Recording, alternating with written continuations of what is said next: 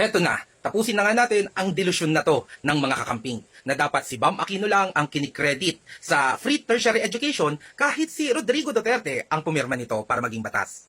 Since ayaw ng mga kakamping na i-share ang credit ng free tertiary education kay PRRD, pag-usapan natin, sino nga ba talaga ang mas grabe ang credit grabbing dito? Ang free education ay nakaayon sa batas na pinirmahan ni PRRD na Republic Act No. 10931. Ito ay inaprubahan ni PRRD noong August 3, 2017 at consolidation ng Senate Bill No. 1304 at House Bill No. 5633. Ibig sabihin, hindi lang si Bam Aquino ang nagsulat nito. This is a consolidation ng dalawang batas galing sa upper house at lower house. Ngayon, i-check natin ang Senate Bill 1304. Senate lang ang pag-uusapan natin. Huwag na nating pag-usapan yung House Bill.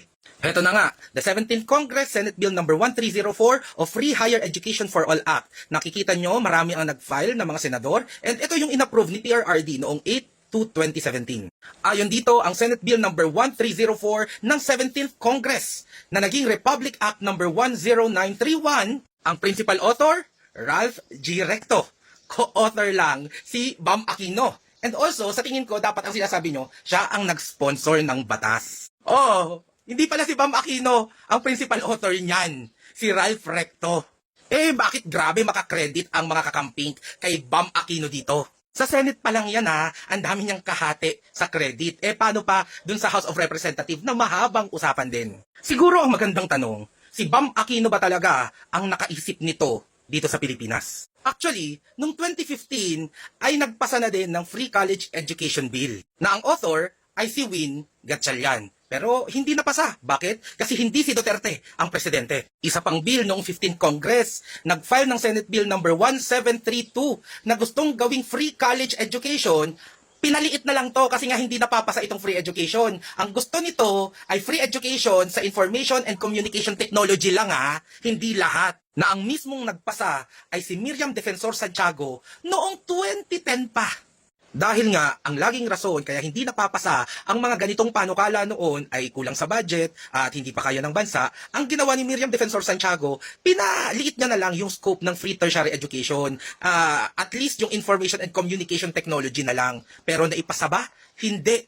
Kasi hindi si Rodrigo Roa Duterte na willing isupport ang mga ganitong panukala ang presidente. Ito pa, House Bill No. 3837, 15th Congress of the Republic of the Philippines. Si Sani Angara naman noong 2016. At sobrang dami pa na hindi naging batas dahil hindi si Rodrigo Duterte ang presidente noon. Na alam naman natin na hindi lang yan ang binigay sa Pilipino. Universal Healthcare.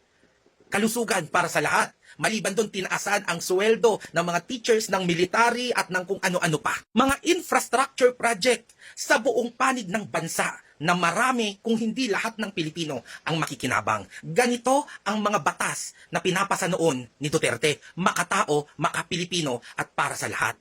At dahil nga ang kukupal nyo na before naman, hinahayaan na lang namin kayo sa delusyon nyo na si Bam Aquino dapat ang kinikredit dyan sa free tertiary education na yan, na hindi nga siya ang principal author dyan at ang naunang nag-isip niyan, wala na. Gisingin na natin ang buong Pilipinas sa katotohanan na hindi dapat si Bam ang nag-over-credit grabbing dito. Marami nang sumubok na gawing libre ang college o tertiary education sa bansa. Pero lahat ng yon pinasa sa panahon ng ibang presidente at ibinasura. Sino lang ang presidente na willing pirmahan, suportahan, pondohan at ipaglaban ang free tertiary education? Si Rodrigo Roa Duterte lang.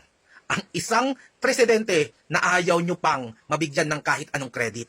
Sorry to burst your bubble, pero dahil sa sobrang kupal nyo, gigisingin ko na kayo sa kabaliwan nyo.